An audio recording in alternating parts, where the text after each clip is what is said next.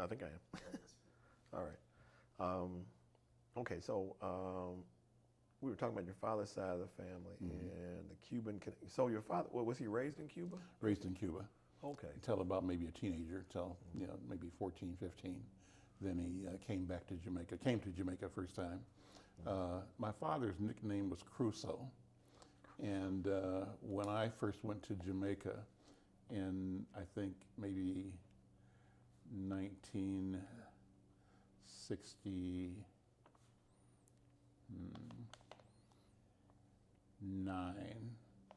my first trip to Jamaica, or 70. I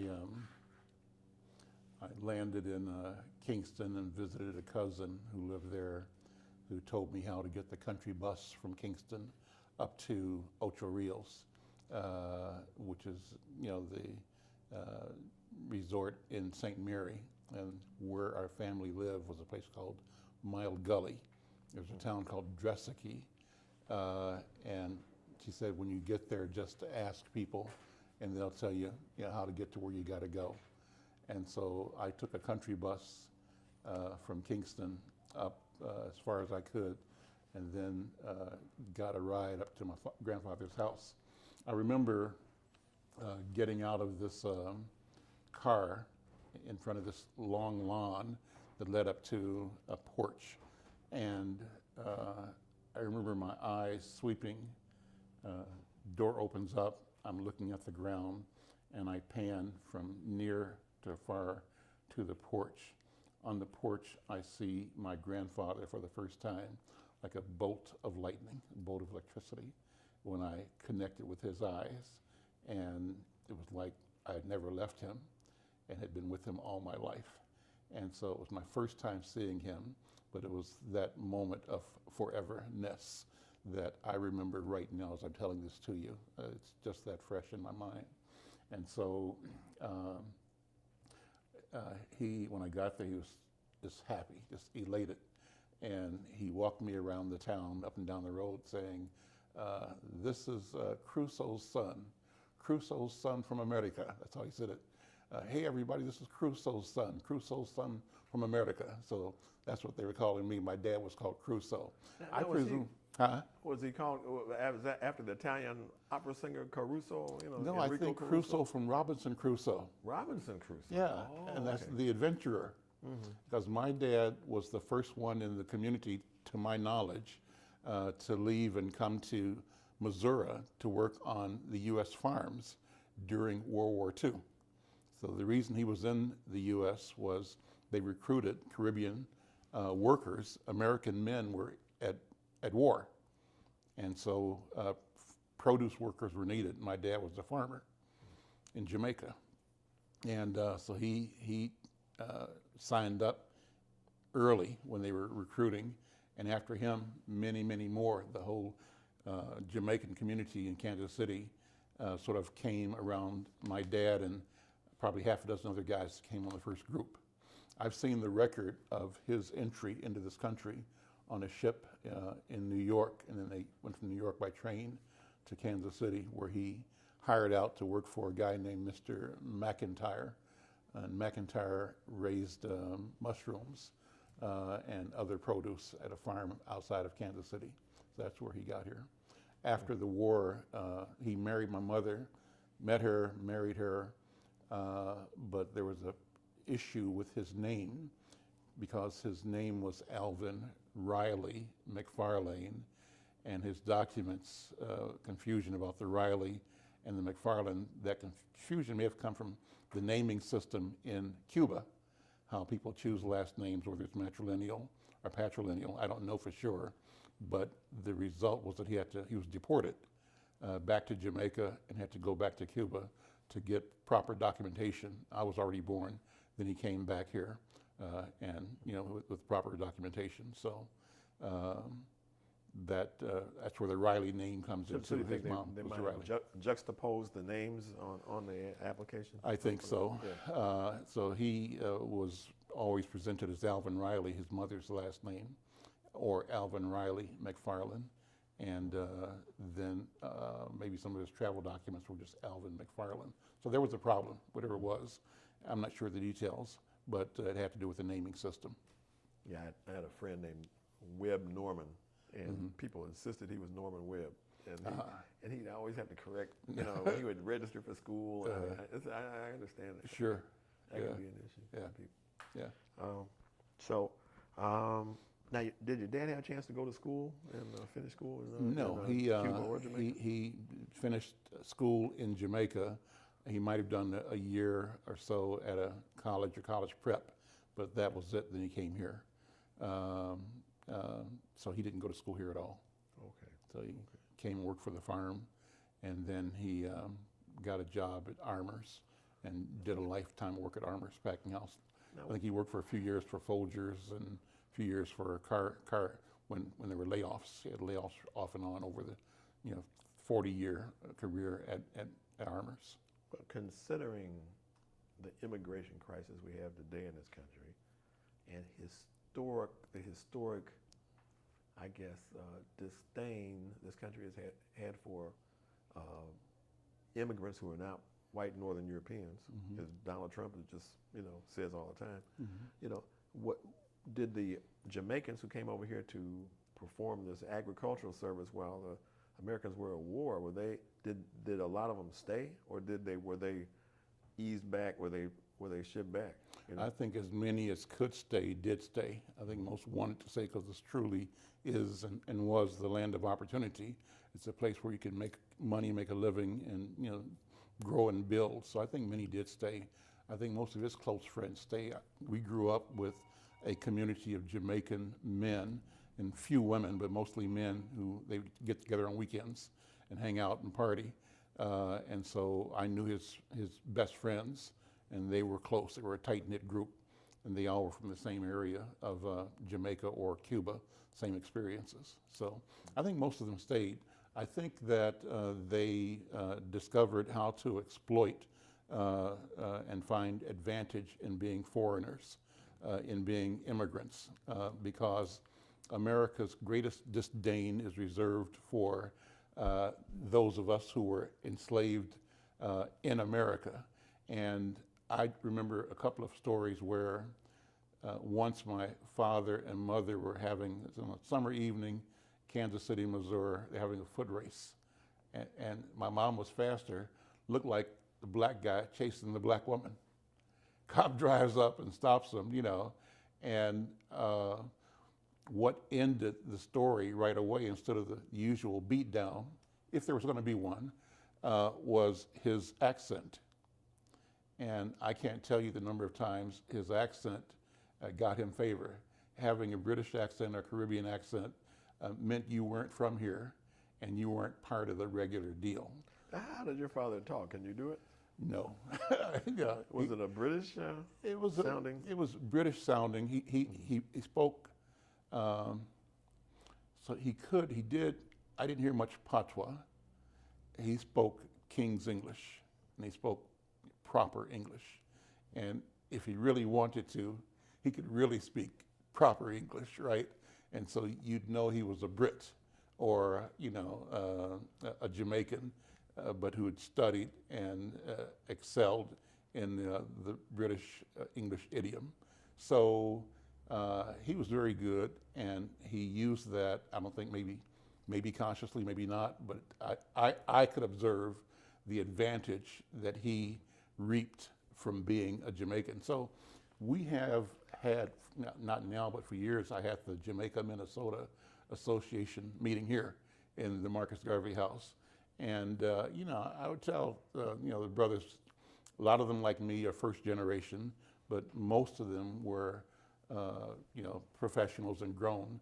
So they're keeping that first generation, that immigrant experience alive and trying to maintain the culture and to carry their knowledge of home forward into their children. That's why we meet and do Christmas stuff and Jamaican independence events and boat rides, stuff like that.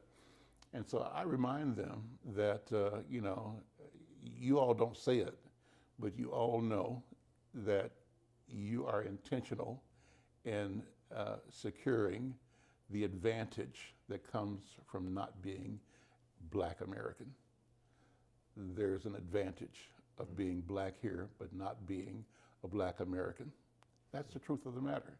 And I see it, and I know that they know it. Nobody wants to admit it.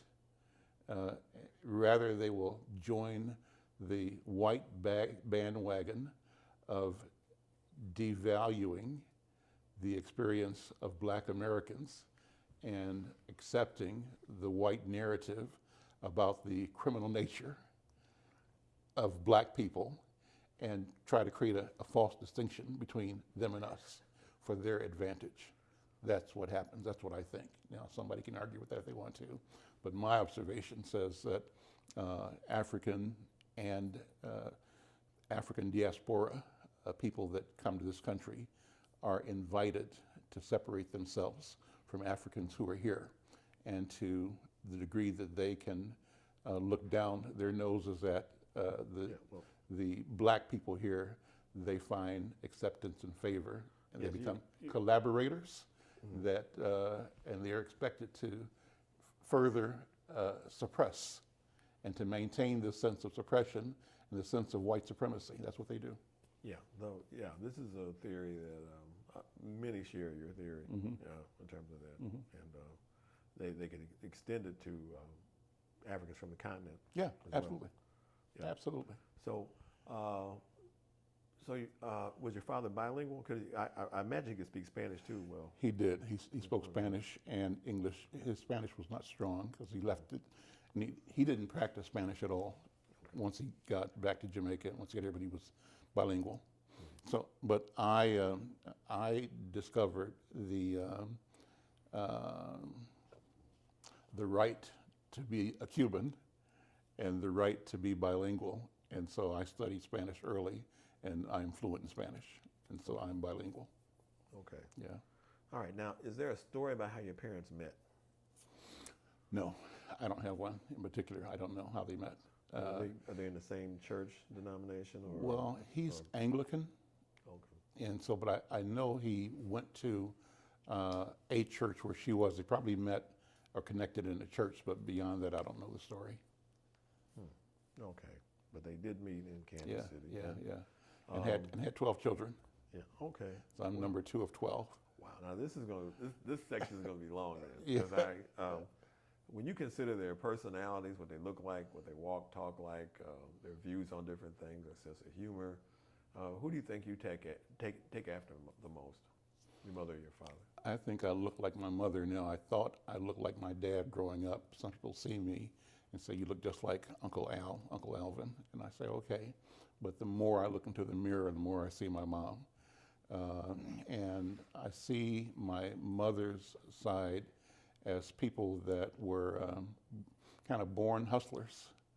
Hustler not in a negative way, but just grind, who would grind and grind and grind and try to make something happen. My mother's side, that spirit of the grind is infused, at least in my mom, not in all of her family, through a religious experience, a church based motivation, so that you have a sense of ordination. This that you have become, that you are, is ordained, and nothing can stand against you. And so you are authorized and encouraged to meet every challenge and to go every distance, because what you're doing is biblical and consistent with the will of God. So that comes out of my mother's side. My father's side, I think, is practical, literate in a different way. So the thing I remember about my father was that I used to read the newspaper to him. He would have me read the Kansas City Star, and I just read articles. And he would always praise my ability to read clearly, to articulate, to enunciate. And the more he praised me for that skill, the more I developed that skill. And so I'm very good with the language, and I have an appreciation for the power of language. And having studied, Spanish, I did some study in French and some study in Chinese. I have a sense of the power and the purpose of words, and I think I owe that to my father and my father's side. And I think that my father's people are all, farmers, and what I'm learning about some of them now, musicians, and. So your father played. He played the keyboards and the saxophone. Yeah, and saxophones. I play saxophone. My brothers are famous reggae musicians here in the Midwest. A band called Ipso Facto. They play in Chicago a lot at the Wild Rabbit or Wild Hare. Wild Hare. Wild Hare. Yeah, That's right. what. Yeah. Yeah, Wild they play Hare there on the north side on Yep, Clark Street. Yep. And Right. and then our young cousin, whose band is from Kingston, played here last week and then went from here to the Wild Hare. So they're following a tradition of musicianship, and that's in the McFarlane side. So my brothers are great musicians, and now my cousins are following that path, I think. So that's going to be one of the things McFarlane's are known for. McFarlane's in Jamaica are in government and in banking, and then I think here in law, and some of them are in university in health and medicine. So Yeah, there's a McFarlane, Dr. McFarlane, who's the first principal of Dunbar High School in Dayton, who was from the West Indies. And okay, I'm not sure if it's Jamaica, but he spelled his name Same. exactly like yours. yeah. But McFarlane, right? Mm-hmm. There was a school named after him. Yeah. So okay, now this is going to take a while, but can you name all your siblings, and starting with the oldest, and go to the youngest, include yourself in the order, and give us a brief description of each one. Kathleen Marie McFarlane was my oldest sister. She died about 2 years ago from a stroke, and she was the caretaker for my mother. She was born in 1945. She's 2.5 years older than me, 3 years older than me. I was born in 47. So she was kind of the first one, and took the brunt of my parents being new parents. I had it a little easier because I watched how they dealt with her, and the ones all the way down had it easier and easier because the parents got older and got tired. So the kids ended up winning. The youngest of us, Lloyd, had it so easy. Parents were totally spent. He could do whatever he wanted to do, get whatever he wanted, and no problem, no questions. Stay out as long as you want, because they spent all this energy, correcting us and keeping us in line. So Kathleen was the oldest, then me, Alvin, second. Under me is a brother, Raymond. On the wall behind me is a photograph of me and Raymond standing in front of a Carmen Ghia, and we were driving from Worthington to Minneapolis when I was applying to go to the University of Minnesota School of Journalism and Mass Communication from Worthington. And at that time I worked for the Worthington Daily Globe, a community newspaper in Worthington, and through that newspaper I won a scholarship to the J School at the University of Minnesota. So, but Raymond was next. Raymond was an athlete, is still an athlete. He just retired from working 35 years at General Mills in a job that I got him at General Mills when I worked there. And so I got him hired on their grounds crew. He stayed there in that job for like 10, 15 years, then moved into one of their R&D facilities and was involved in product development work and did that. Got a chance to go around the country on product development projects, and even to go to Mexico, to France several times, and he also spent time in Saudi Arabia working for General Mills. So cool job, cool experience for him. Under him is brother Wayne.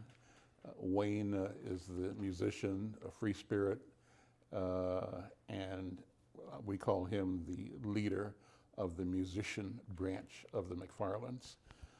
Wayne's story is that we were at one of our Pentecostal church meetings in somewhere in Kansas, like might have been some town 10, 20 miles outside of Kansas City, but a Church of God in Christ. And our church was visiting their church, and I just remember us being there for an evening service. And if you know Church of God in Christ, our Pentecostal churches, it's about the Spirit and people getting happy and shouting and praising God. And so that's what was happening. The place had been just kind of on fire. And the pastor then was trying to get people to calm down and to relax and to get back so he could continue the service. So people were dancing, shouting, walking around, some had fallen out, speaking in tongues, etc. And so bit by bit, and he asked the musicians to stop playing, and they went quieter and quieter. People got quieter and quieter. And then at a certain point, everything went quiet except for one small voice. And it was Wayne sitting on the front row in a wooden chair, and he was doing this shake, rattle, and roll. That's blasphemous, right? But he was singing shake, rattle, and roll. So at that point in time, he announced who he was. And he was appreciating the musicality of the moment and the spirit of the moment. He translated into what he heard on radio. Yeah, Bill Haley in the comments. Yeah. That was at least the white version of it. White version of it, yeah. I think the other version. Yeah. This was like 1953, maybe. Yeah, 53, 54. Shake, rattle, and roll. And so, So he announced who he was at that point in time, and he's been doing music ever since. 2 weeks ago, he directed about 45 junior high school students in what he called a reggae opera.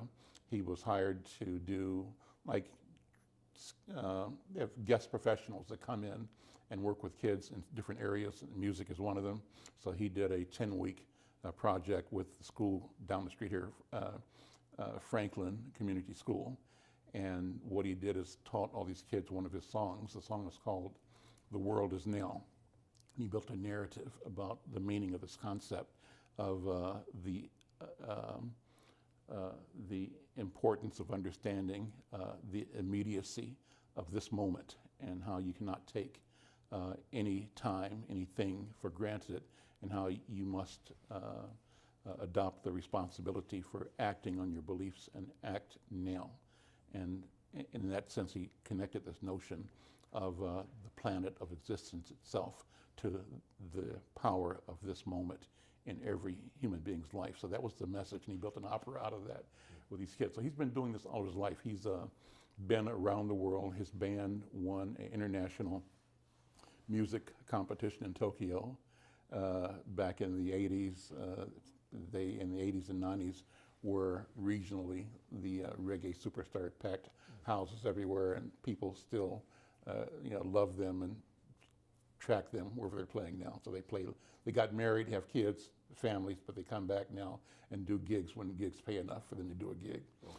Wayne still plays with me when I do the Conversations with Al McFarlane television show and have a live audience. I have a live band, and it's Wayne, either Wayne alone or Wayne with a trio or ensemble. He has a group he calls Wayne McFarlane and Jazz, or Jazz, J-A-H-Z. Mm-hmm. And so that's the group that does the opening and closing of my radio and television shows.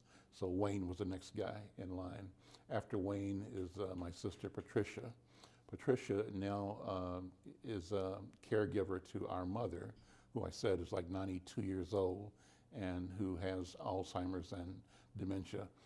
Patricia lives with my mother, another sister, in Fort Lauderdale, Florida. They live in a house that is owned by my youngest brother, Lloyd. Lloyd and his wife just bought a new house, had a house available, they were going to sell it. His idea was, if you guys, all the brothers, want to, pay the rent, we can move Mom and Roz and Patricia to Fort Lauderdale. They can live together, give her, 24-hour care, versus going into a nursing home or a care facility. And so that's what we decided as a group to do. So everybody pays in every month to support them being there. She has her Social Security. Patricia works for me. She's our content manager for Insight News. We simply allowed her and arranged for her to work remotely.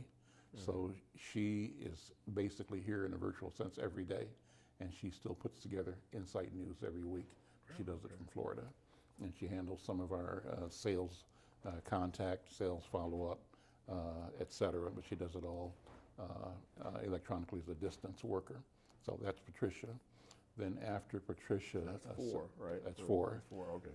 Rosalind, and I'm not sure which is first, Rosalind or Roland. Maybe it's Roland first. Roland is a brother who was an athlete and works now for Home Depot, and he's been involved in sort of a church life, wanting to be a church person, and just a good guy. He worked for me for a number of years as in sales and in just everybody in the family worked for me at one point in time. So we all of them came through here. Roland, and then Roz, I think, was next, and she works now. Well, she lives with Patricia and my mom in Florida. Then next was Micah. Micah is number 7. Does that sound right? Yeah. Okay, Micah's number 7. So the story about Micah, my story is the man in the middle makes the money. Micah's in the middle. He's the middle one. And Micah was the manager of Ipso Facto. He's the one that sort of pulled them together out of different, brought Wayne out of playing for other bands and established Wayne as his own band leader. Wayne was with a band called Shangolia first. And the story about Wayne, Wayne and brother Julian is a bass player for Ipso Facto. And I was home one time, and Wayne, what do you do? We were in the basement in Worthington, had his guitar out, and I think either Julian was either on drums or on the bass, one or the other, but had never played either one before. And so Wayne sat him down and looked at him and said, "Play." Wayne started playing, and I saw Wayne direct this kid with his eyebrows. One eyebrow raised, a head nod, a shoulder, and Juju fixated on every movement, understanding this language and the musicality, and able to respond and to do what was being both directed and invited. And so I said, this is amazing. How do you do this? It's amazing. So I've seen Wayne do this again and again and again with people that are accomplished musicians and people that are not musicians, but get them to harmonize and to do something, to create something that's awesome, beautiful, and powerful. It reaffirms my belief in the power of both the music and the mind and of the spirit, and how despite the language or whatever the barriers there might be, you can reach, you can connect, and music is a reflection of that capability. So Wayne has that. Wayne is a source guy.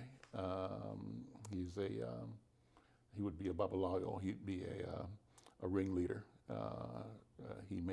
He's a convener. He makes it happen. I've seen him jam with Tracy Chapman downtown in Minneapolis, and who else? Does he specialize in an instrument? Wayne is a guitar player and a singer. He plays everything, but his instrument is a guitar, and he also sings. He's a singer, and a lyricist, and just a powerful, magnificent performer, stage presence. So he's good. So Wayne is there. After Wayne, Greg. Well, let's get to Greg. And Okay. We'll have to pause a second. Okay. Get to him. So he makes